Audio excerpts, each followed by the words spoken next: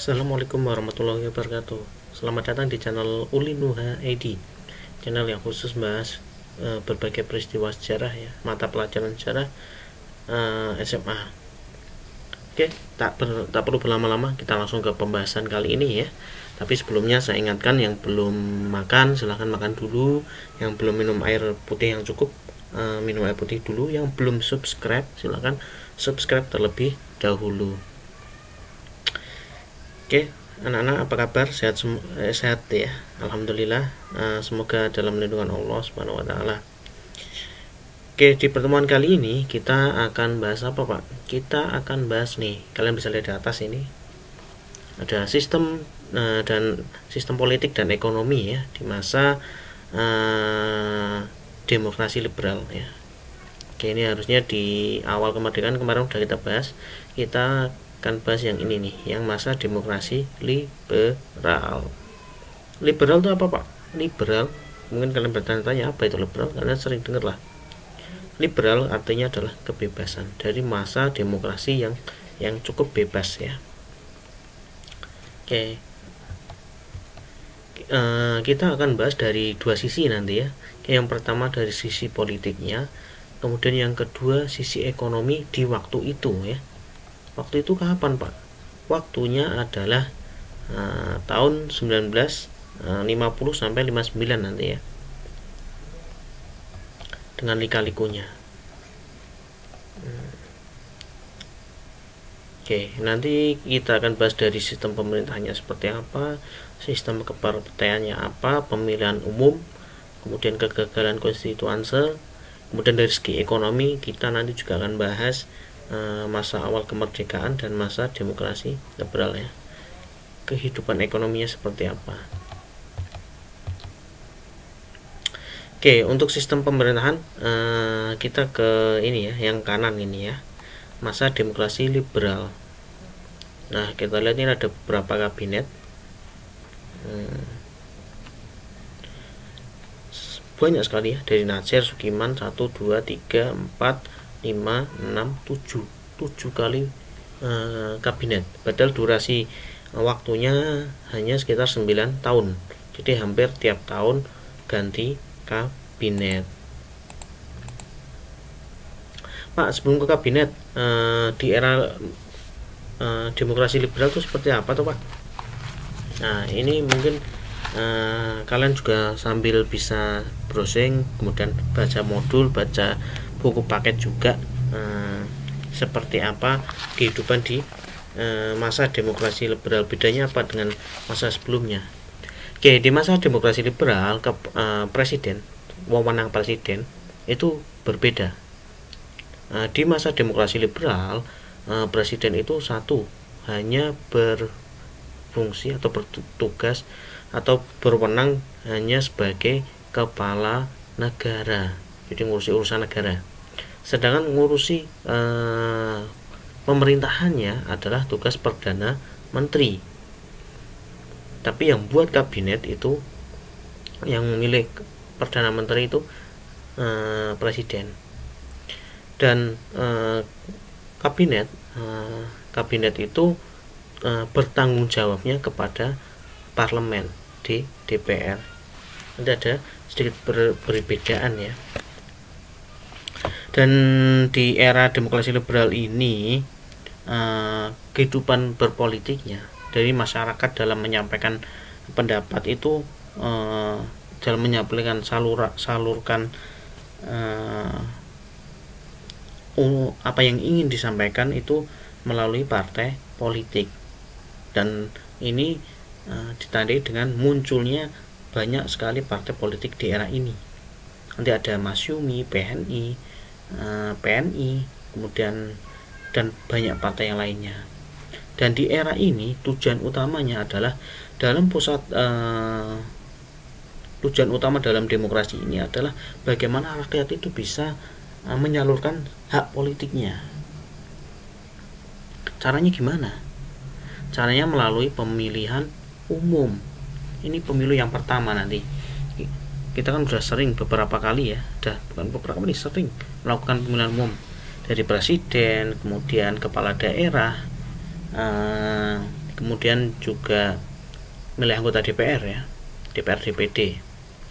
Nah, dan di era inilah di masa akan dilaksanakan pemilu yang pertama kali di Indonesia. Tapi ada beberapa kelemahan ya, karena terlalu banyak partai politik, atau istilahnya itu multi partai, banyak partai, ini memicu atau menyebabkan partai-partai itu saling bersaing, dan sayangnya itu persaingannya tidak sehat. Justru mereka saling bersaing kemudian saling menjatuhkan. Ditandainya buktinya apa? Dengan sering gonta-gantinya kabinet. Dan ini sangat merugikan bagi bangsa kita ya. Kita ke pembahasan yang pertama dari kabinet Natsir ya. Ini sekalian kita belajar sejarah politik ya, bagaimana perpolitikan di Indonesia di era masa demokrasi liberal. Ini kabinetnya Natsir. Kalau kabinetnya Nasir, berarti perdana menterinya adalah Natsir ya. Oke, kita lihat umur pemerintahnya hanya 1 tahun ya, nggak nyampe bahkan ya. Natsir sendiri itu merupakan pilihan atau koalisi dari Masyumi dan PIR ya, Partai Indonesia Raya. Dan tujuan sendiri Natsir ini menginginkan kalau yang kabinet yang dipimpinnya itu bersifat nasionalis. Makanya koalisinya itu antar berbagai partai nasionalis. Namun Natsir pun gagal waktu itu ya. Gagal karena terjadi perebutan kursi antara PNI dan Masyumi di dalam kabinet. Terus programnya Natsir itu apa aja Pak? Kalian bisa sambil simak ya. Di sini udah tak tampilkan di PPT-nya. Kalian bisa lihat di modulnya ya. Tugas utama Natsir adalah 1, mempersiapkan menyelenggarakan pemilu. Karena memang di era ini pemilu adalah tujuan utamanya.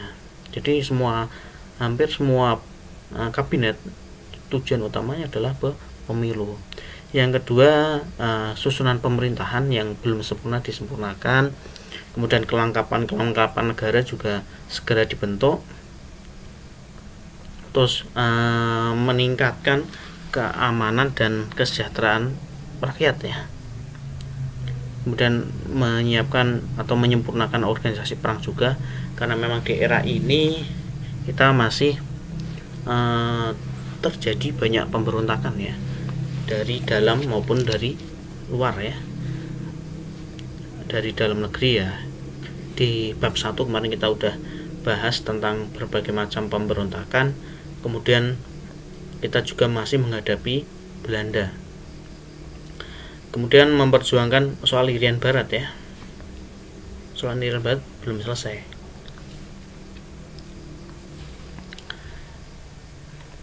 Oke, sebab jatuhnya kenapa Pak? Sebab jatuhnya ini, kalian bisa sambil baca ya. Memang PNI ini sebabnya adalah mosi tuntutan agar pemerintah mencabut PP nomor 39/1950. Mosi itu apa Pak? Mosi adalah pernyataan tidak setuju. Dan apabila kabinet ada salah satu dari sebagian partai yang mengeluarkan mosi, maka kabinet atau perdana menteri itu harus menyerahkan mandatnya kembali ke presiden. Jadi luar biasa ini ya. PP nomor 39 tadi ya, tentang pemilihan anggota lembaga perwakilan daerah. Jadi PP dalam PP tentang undang-undang yang tentang pemilihan ini banyak mengalami kontroversi. Kenapa? Karena memang di sini ada yang menguntungkan salah satu pihak, terutama Masyumi, sehingga partai-partai itu yang tidak terima ya, karena hanya menguntungkan salah satu partai. Akhirnya Nasir pun menyerahkan mandat kembali ke Presiden, dan Presiden Soekarno membentuk kabinet baru yang namanya Kabinet Sukiman dari April ke Februari. Ini juga hampir cuma sebulan tok ya. Oke, di era Kabinet Sukiman programnya tak jauh beda. Prioritasnya masih membentuk alat-alat kekuasaan, alat-alat negara, kemudian menyusun rencana kemakmuran dalam jangka panjang RTL atau rencana 5 tahun dan sebagainya ya. Kemudian menyiapkan pemilu,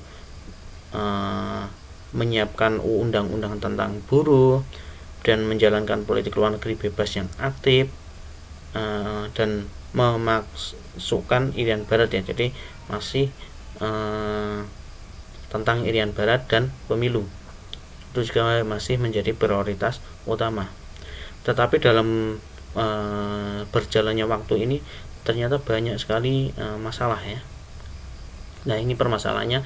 Misalnya di atas, menteri ini sempat menginstruksikan untuk menonaktifkan DPR ya, dan mengangkat orang-orang PNI menjadi gubernur Jawa Barat dan Sulawesi. Nah, kepentingan ini ya, atau keputusan inilah yang mendapatkan protes dari kepala daerah. Kemudian Menteri Kehakiman waktu itu dijabat Mr. Muhammad Yamin juga membebaskan 950 tahanan yang ditahan di periode sebelumnya. Tetapi dalam prosesnya ini tanpa minta persetujuan dari Perdana Menteri ya dan anggota kabinet, dan ini cukup fatal waktu itu ya untuk karir beliau. Dan yang memantik selanjutnya adalah karena kabinet ini dianggap melanggar politik luar negeri Indonesia yang bebas aktif ya, karena dalam kabinet ini terjadi penandatanganan perjanjian MSI, Mutual Security X MSA dari Amerika. Ini setelah perjanjian kerjasama dalam bidang militer ya. Nah, ini kita dianggap melanggar karena kita lebih condong, dianggapnya nanti akan condong ke blok barat, padahal kita adalah blok netral, tidak ke barat, tidak ke timur di era perang dingin.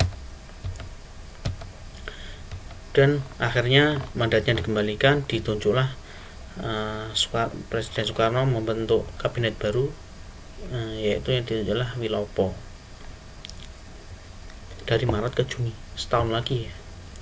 Oke, untuk kabinet Wilopo sendiri tugas pokoknya adalah menjalankan pemilu, masih prioritasnya pemilu. Kemudian selain itu juga mengembalikan Irian Barat masih prioritas karena belum tercapai. Kemudian meningkatkan keamanan, memperbarui bidang pendidikan dan pengajaran. Ini di sini mulai fokus dibangun berbagai banyak sekolah. Tujuannya adalah untuk mengurangi angka buta huruf di Indonesia. Dan politik luar negerinya masih bebas aktif ya. Tapi gagal dalam di era Wilopo untuk menyelenggarakan pemilu itu masih gagal. Kenapa gagal?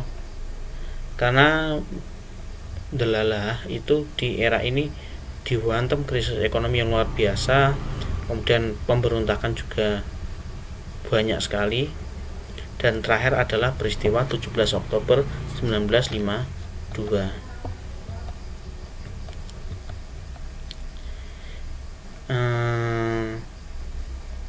Sebabnya apa Pak kok Wilopo mengembalikan? Oke, kabinet Wilopo ini penyebabnya adalah karena Sidik Kertapati yang menjabat sebagai ketua Serikat Tani Indonesia mengirim mosi tidak percaya. Siapa Pak? Kok sampai ada Serikat Tani juga? Jadi peristiwa ini nih 17 Oktober 1952 ini adalah peristiwa Tanjung Morawa ya. Peristiwa Tanjung Morawa. Peristiwa apa toh Tanjung Morawa itu? Jadi Menteri Dalam Negeri Ishak Cokro Adikusumo Cokro Di Suryo ini menyetujui sebuah perusahaan dari Plentes namanya untuk mengelola tanah yang ada di Tanjung Morawa.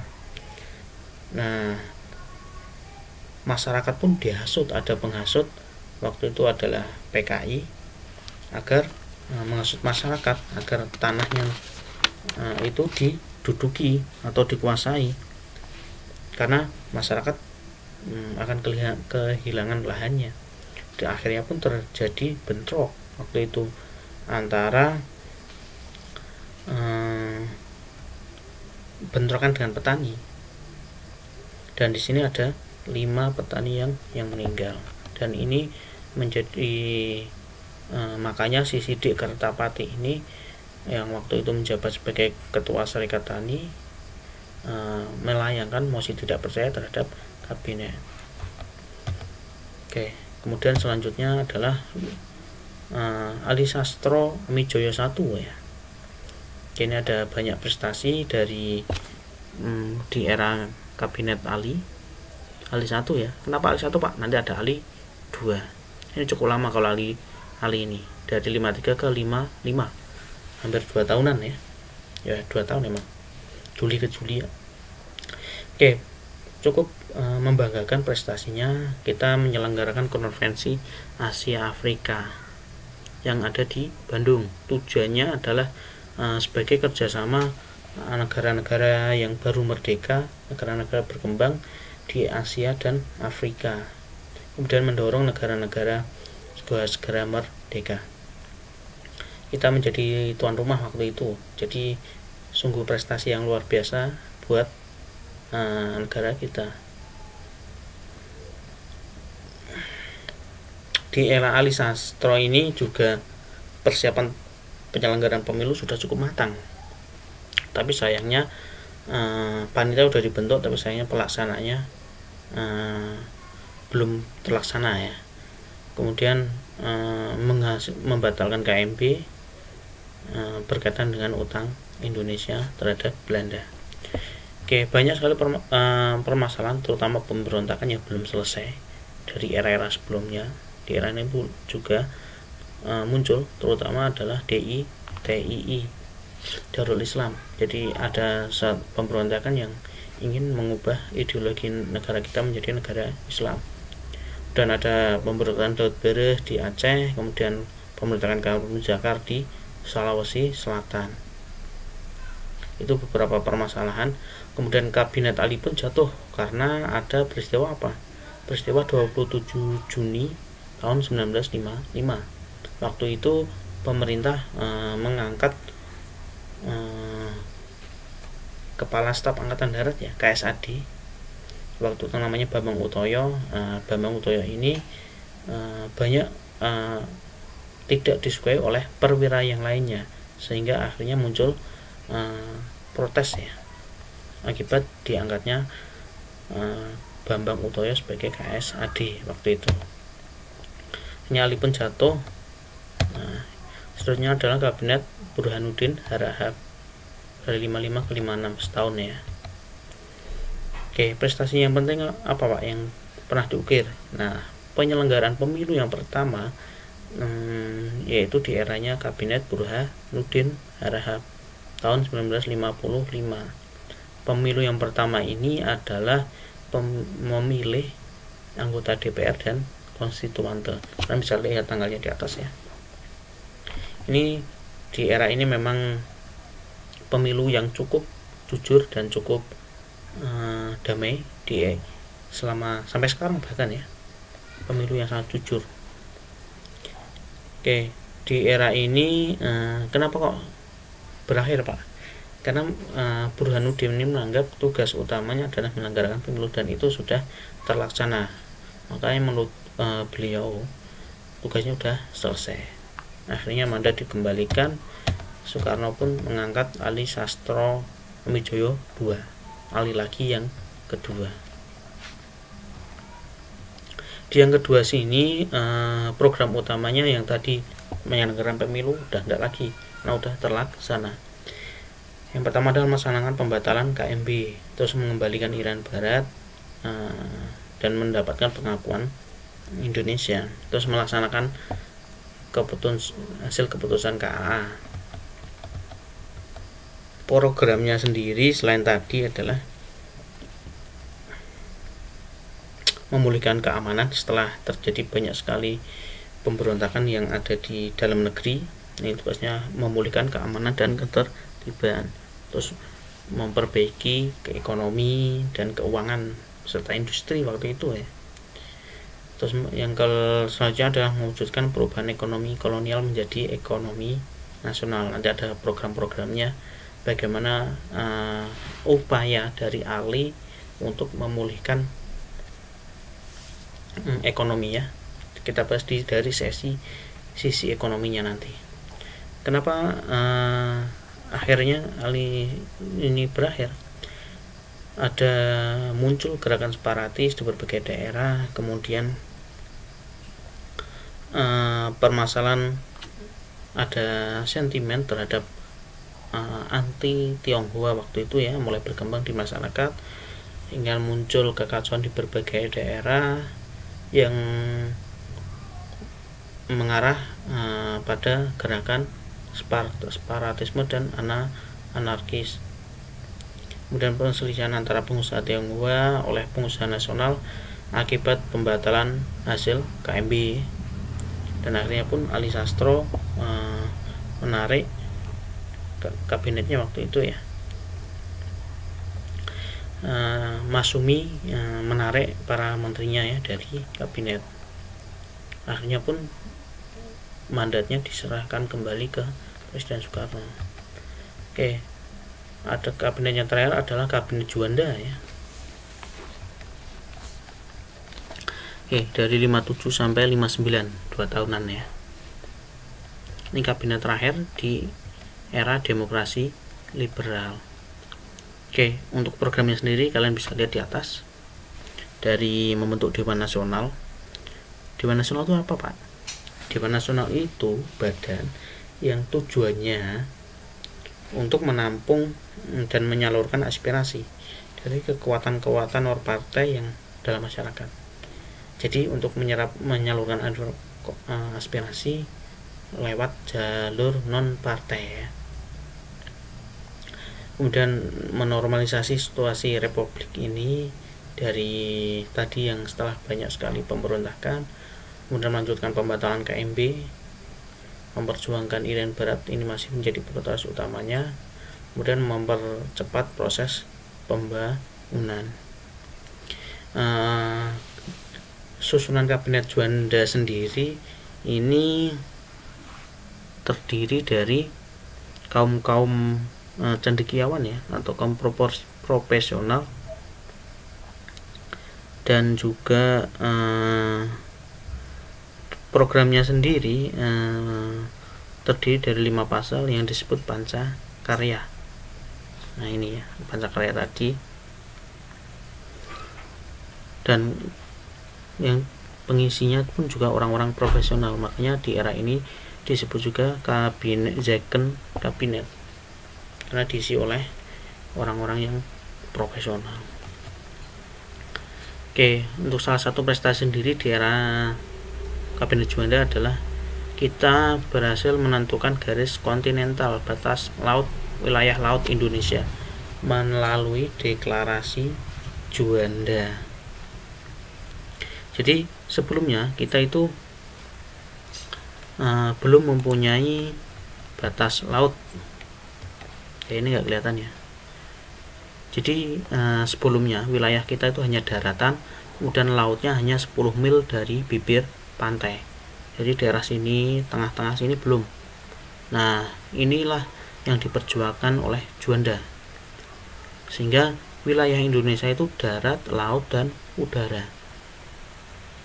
Nah, jadi wilayah laut ini adalah laut Indonesia karena sebelumnya laut bebas. Seperti beberapa waktu lalu kita sempat diklaim oleh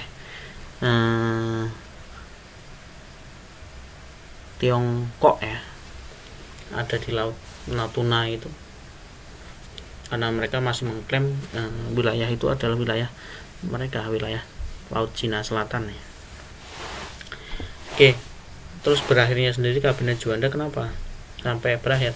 Karena Presiden Soekarno mengeluarkan mengambil alih waktu itu ya, mengambil alih dengan dikeluarkannya dekret Presiden 5 Juli 59, yang sebabnya pengambil alihan ini karena Dewan Konstituante yang hasil pemilu tahun 55 itu belum berhasil menyusun undang-undang baru,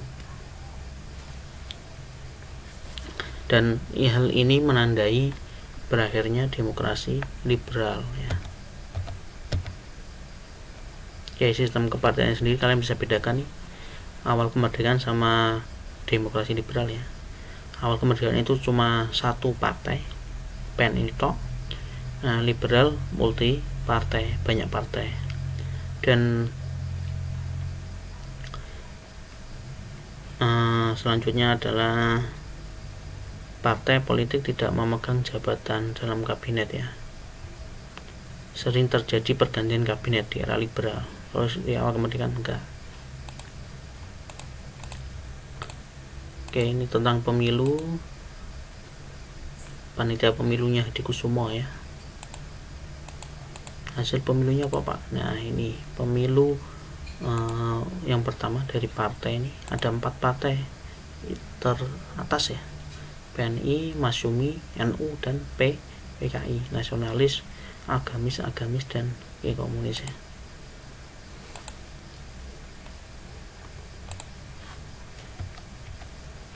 Oke. Dan sekarang untuk paham komunis sendiri sudah dilarang di bumi Indonesia. Oke, ini yang menyebabkan dikeluarnya dekret Presiden.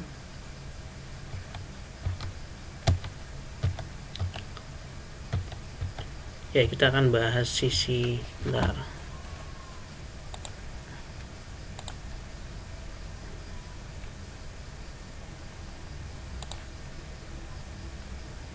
Kita akan bahas ekonominya secara singkat aja ya, karena ternyata udah cukup lama. Ini awal kemerdekaan kita lewati. Nah, ini sisi ekonomi di era demokrasi liberal ya. Ada 2 hal yang menjadi pokok waktu itu rencana, yaitu rencana jangka panjang dan rencana jangka pendek. Untuk jangka pendeknya yang harus segera dilakukan waktu itu atau kebijakan yang utama itu adalah mengurangi peredaran uang, karena waktu itu banyak uang yang beredar, uang Jepang, uang Belanda, sama kita perlu uang asing tadi ya. Nah, makanya perlu nanti dibentuk uang Indonesia sendiri. Untuk jangka panjangnya tentang pertambahan penduduk dan kesejahteraan ya. Nah, untuk menyelesaikan solusi ini yang dilakukan di era masa demokrasi liberal. Ada pemikiran ekonominya dan sistem ekonominya ya. Ada gerakan benteng, Gunting Safruddin, nasionalis perusahaan asing, Alibaba, Finek, terus BPN, RPL, Repelita ya. Oke, pertama adalah gerakan benteng. Penggagasnya adalah Sumitro Joyo Hadikusumo. Waktu itu menterinya ya, Menteri Ekonomi. Programnya adalah memberikan bantuan kepada pribumi waktu itu. Tujuannya apa? Agar pengusaha-pengusaha kecil pribumi ini dapat berpartisipasi dalam pembangunan nasional. Ada kendala dan akhirnya gagal gerakan ini karena disalahgunakan banyak perusahaan-perusahaan Tionghoa yang mendaftar menggunakan nama pengusaha pribumi. Oke, kemudian Gunting Safruddin digagas oleh Safruddin Prawira Negara ya. yang sempat menjadi presiden sementara waktu itu ya.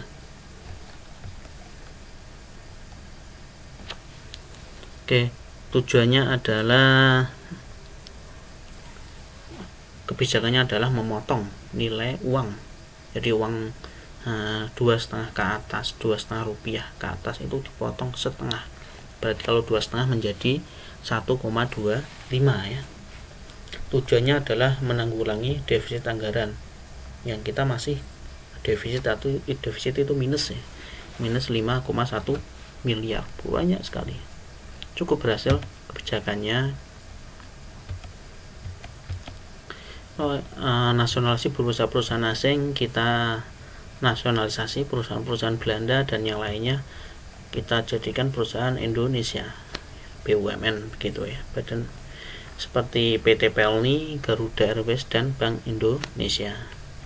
Nah, tugas nanti Bank Indonesia jadi membentuk mata uang Indonesia ya. Uang yang pertama itu namanya ORI, Uang Republik Indonesia, berkembang sampai yang sekarang. Kemudian sistem ekonomi Alibaba, penggagasnya adalah Ishak Cokro Adi Suryo. Kenapa namanya Alibaba? Ali itu melambangkan rakyat pribumi, kemudian Baba ini non pribumi, Tionghoa dan Barat asing. Nah, ini masuk Baba.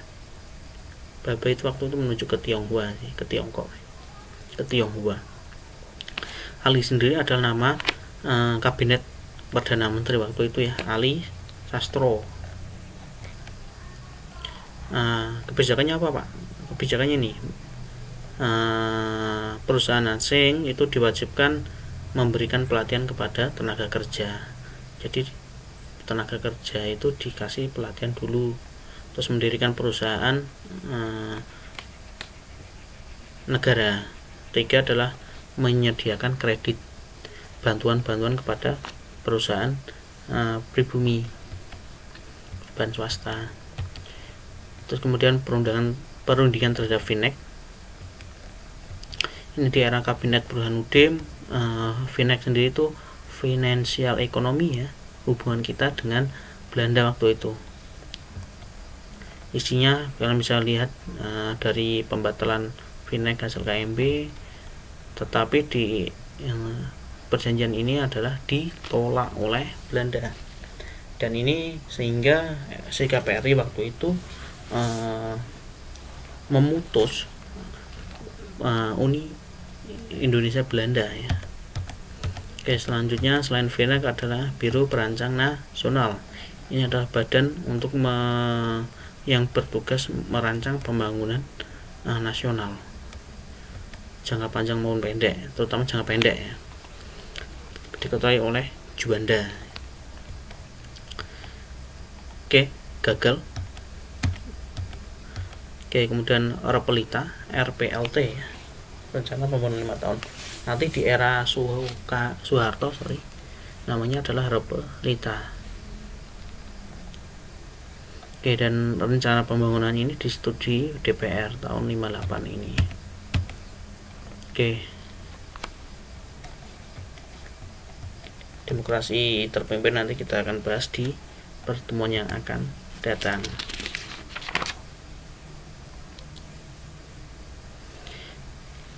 Oke, jadi kesimpulannya untuk segi politiknya di masa ini, karena terlalu banyak partai politik waktu itu, harusnya bagus, bisa menyerap aspirasi masyarakat secara lebih mendalam. Tetapi dalam prakteknya di parlemen, parpol-parpol ini saling bersaing, saling menjatuhkan, dan dampaknya apa? Mereka saling lomba-lomba menjatuhkan, ingin menjadi pemimpin, menjadi perdana menteri waktu itu, menyebabkan kabinet itu sering gonta-ganti. Dan efeknya apa? Setiap ganti perdana menteri, banyak ganti kebijakan yang sudah disusun itu nggak bisa lama, nggak bisa terlaksana, karena belum sampai dijalankan sudah ganti. Kemudian dari segi ekonomi, Indonesia waktu itu memang sangat susah ya. kita banyak gerakan separatis, pemberontakan dari dalam negeri, kemudian masih ada konflik kita dengan Belanda.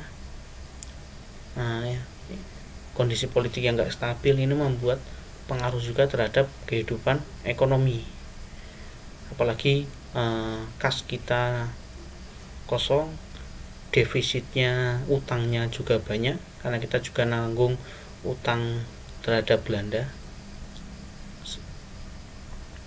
Sudah berbagai macam hal dicoba waktu itu oleh pakar-pakar kita, tetapi ada beberapa yang tadi yang gagal karena memang kondisi waktu itu kita ibaratnya masih belajar ya, karena sebagai negara yang baru merdeka pasti banyak kekurangan waktu itu, tetapi sungguh luar biasa, banyak pencapaian juga yang sudah dicapai dari kita melakukan pemilu yang pertama tahun 1955 tadi, milih partai politik dan konstituante, kemudian kita juga memprakarsainya berdirinya konferensi Asia Afrika, dan negaranya kan cukup luas, Asia dan Afrika, dan hal yang lainnya. Berbagai kebijakan ekonomi juga coba diterapkan, tapi sayangnya karena politik yang gak stabil, belum sampai terlaksana sudah ganti pemimpinnya, ganti rencana lagi, dan ini sangat berpengaruh terhadap kondisi ekonomi kita ya. Ini baru ekonominya negaranya, kita bisa bayangkan kondisi masyarakatnya masih serba sulit. Nah, makanya kita perlu bersyukur, kita ibaratnya lahir di era ini, era sudah cukup maju. Kita ibarat negara kita tuh udah ibarat orang tuh negara kita udah cukup lama lah, udah bisa berdiri, berjalan sendiri. Beda kak di era itu, di era demokrasi liberal ini kan ibaratnya kayak kita tuh baru belajar merangkak gitu, langkah untuk jalan.